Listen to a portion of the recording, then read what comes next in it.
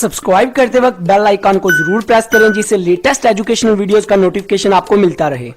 इस वीडियो में मैं आपको पेटेंट का बेसिक कॉन्सेप्ट एग्जांपल के साथ इजी वे में समझाऊंगा। देखिए पेटेंट में क्या होता है कि आपने कोई चीज़ नई इंट्रोड्यूस करवाई है जो पहले से मार्केट में एग्जिस्ट नहीं करती। आपने काफ़ी एफर्ट की, काफ़ी पैसे ज़ाया किए, काफ़ी टाइम स्पेंड किया, उसके बाद आपने वो चीज़ इंट्रोड्यूस करवाई जो मार्केट में लोगों को बेनिफिट पहुंचा सकती है, लोग उससे बेनिफिट उठा सकते हैं और वो पहले से एग्जिस्ट नहीं करती और उससे आप प्रॉफिट अर्न कर सकते हैं।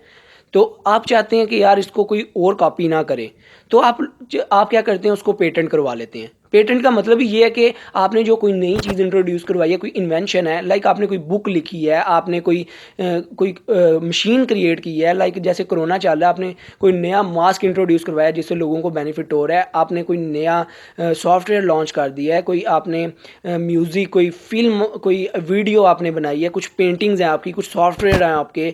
तो इस तरह काफ़ी चीज़ें हैं। तो आप क्या करते हैं, आप इनको पेटेंट इनका ले लेते हैं। पेटेंट लेने के बाद उसको कोई भी कॉपी नहीं कर सकता आपकी अथॉरिटी के बगैर। अगर आप किसी को अथॉरिटी देते हैं तो फिर वेल एंड गुड, वो यूज़ कर सकता है उस चीज़ को कॉपी कर सकता है। अगर आपकी अथॉरिटी नहीं तो नहीं कर सकता। अगर आप उसे कहते हैं कि भाई मुझे इतने पैसे दो, मैं आपको रॉयल्टी दे दूंगा इसकी, तो उस बेस पे भी वो उसको यूज़ कर सकता है।